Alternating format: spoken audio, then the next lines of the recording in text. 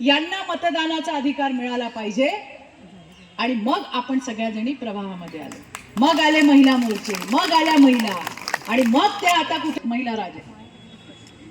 धुळ्याची जिल्हा परिषदेचे अध्यक्ष आमची धरती आहे, आमची महिला बाल कल्याण सभापती आमची संजीवनी आहे. पुढे याच्या धुळ्याची महापौर म्हणून जयश्री राहून गेली आहे, आत्ताच आमच्या प्रतिभाताई राहून गेल्या आहेत.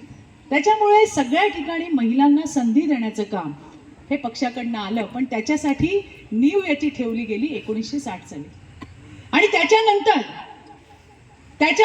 2014 मध्ये मोदीजी पंतप्रधान झाले आणि त्यांनी विचार केला की या देशातल्या मातृशक्तीसाठी मी काय करू शकतो. सुरुवात कुठून केली बघा. आपण, तुम्ही, आम्ही, आपल्या आई, आपल्या आजी, आपण लहानपणी टॉयलेटला कुठे जायचो? लोटे घेऊन जायचो का नाही? लोटा पार्टी.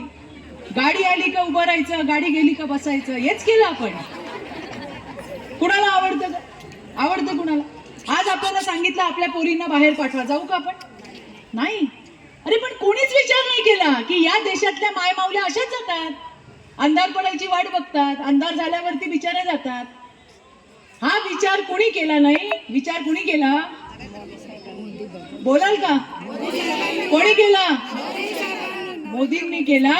आणि आज या देशामध्ये असं एकही गाव नाही, असं एकही खेडं नाही ज्या ठिकाणी इज्जत घर म्हणून नाव दिलं, घराघरामध्ये टॉयलेट दिले की माझी आई, माझी बहीण, या देशाची इज्जत ही रस्त्यावर जाणार नाही तर ती टॉयलेटमध्ये जाईल. कित्येक गोष्टी केल्या हो, कित्येक गोष्टी केल्या. आपण 22 तारखेला राम जन्मभूमीमध्ये शेर आहे, ते इकडे बघत नाही, ते तिकडे बघत नाही. या देशाच्या 140 करोड लोकांचा आशीर्वाद आपल्या मोदीजींच्या मागे आहे. मला तर आश्चर्य वाटतं.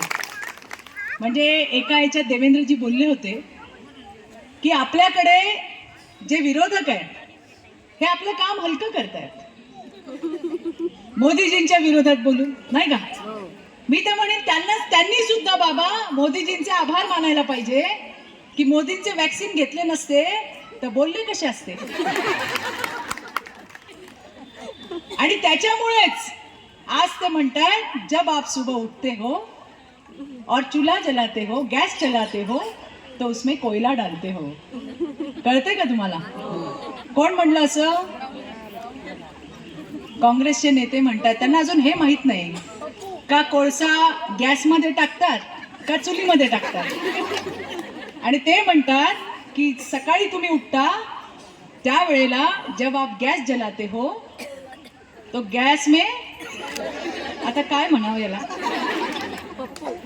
चूल काय गॅस काय याच्याशी काही संबंध नाही.